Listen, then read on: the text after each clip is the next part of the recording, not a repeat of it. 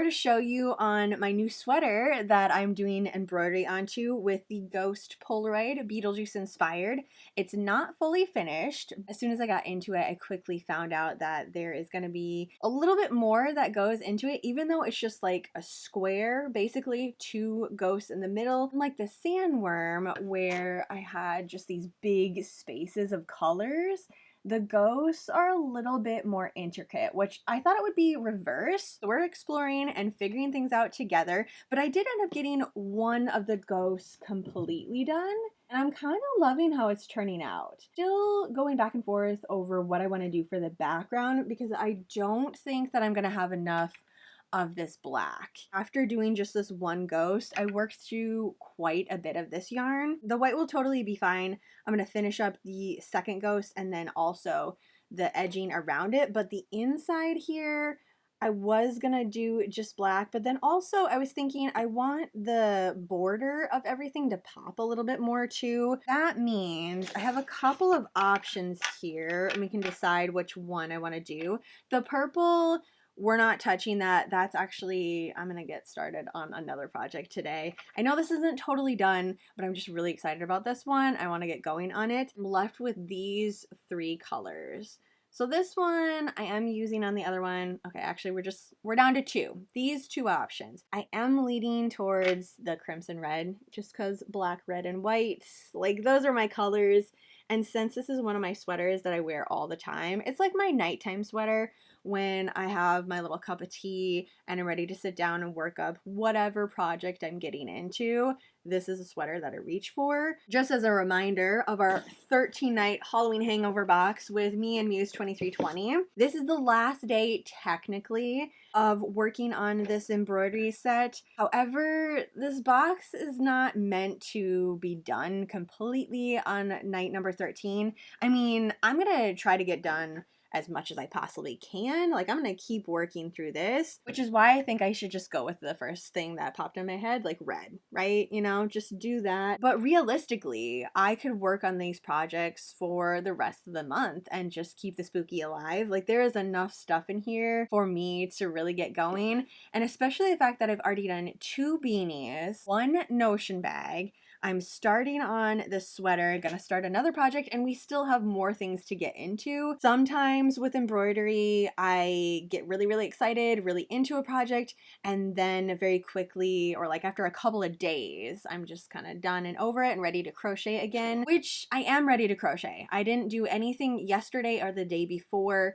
so I'm ready to work on some other projects here. I do have these 2 left. Well, actually there's 5 in total left, but these 2, we have a little spider web and then this shrunken head here. What I'm thinking is I want to put them on a pair of my Vans. Another item that I already had in my closet that's like a go-to for me. I haven't done embroidery onto shoes yet, so this would be a fun new experience. If ever there was a time for me to do this, it would be with this box because I've had a lot of firsts with this and a lot of finding projects that I like to do again. I had to clean them up a little bit last night. They have been through it, that is for sure. I mean, the bottoms don't look terrible, but the sides here were a little rough. Again, it's just my go-to pair of Vans, so they're gonna see some wear and tear, but they have a lot of life left in them.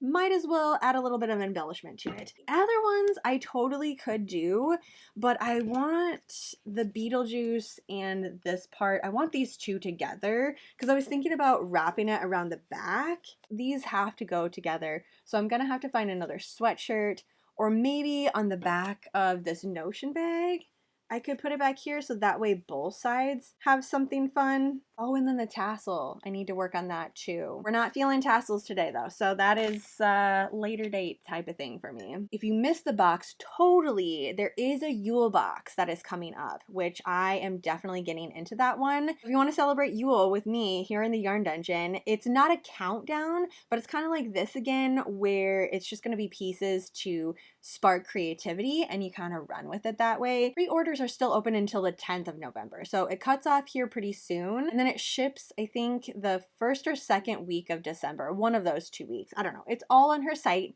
You can check it out there. Another thing I wanted to chat about is my Sci-Fiber that I got from Muse 2320. This was a year-long yarn subscription for me. There was sock and also DK weight available, but I got sock yarn, and I haven't chatted about this for a long time. We have quite a few months that have come into the yarn dungeon and I haven't really done anything with it. I figured why not open October's though? Maybe it will give me a little bit of boost to bust out my sock knitting machine, because that was the whole reason I got into this. I mean, first and foremost, it's Sci-Fiber, so every single hank of yarn is inspired by some version. Movies, music, there are so many different things she's already drawn inspiration from, and this one looks like there's some crimson red in here. Okay. I love this so much. Yes, this was the right move. E.T. and Elliot. Not only is it the hank of yarn, but you also get a sticker and a mini movie poster. So here's the poster for October. And then the sticker. This is adorable. I've been saving all the stickers too. I'm not entirely sure what I'm gonna do with all of them. I will have 12 at the end of this year. I want to put them all somewhere together though. I have a full hank, and then I also have a little baby hank to go with it.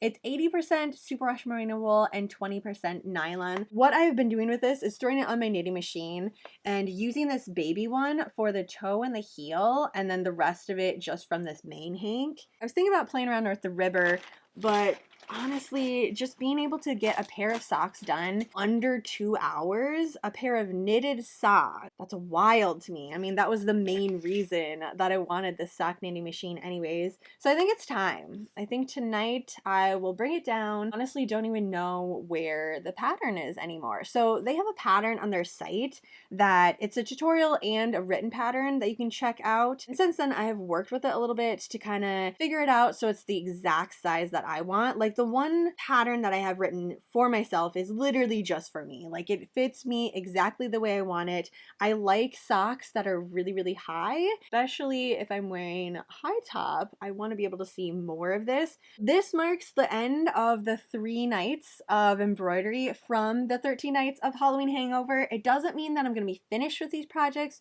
or done talking about them. It just means tomorrow we're going to have another thing to open up and more creative possibilities to get into. I definitely want to get started on these shoes, especially since I now have this hank of yarn. I mean, this could be an entire outfit together. Put the red in the background, make a pair of matching socks, and then my Vans to go with it. Yeah, this was just meant to be. I have a lot to get into, and I'm gonna let you ghouls go. But thanks for hanging out with me tonight. Have a super spooky rest of your evening, and I will see you ghouls in my next video.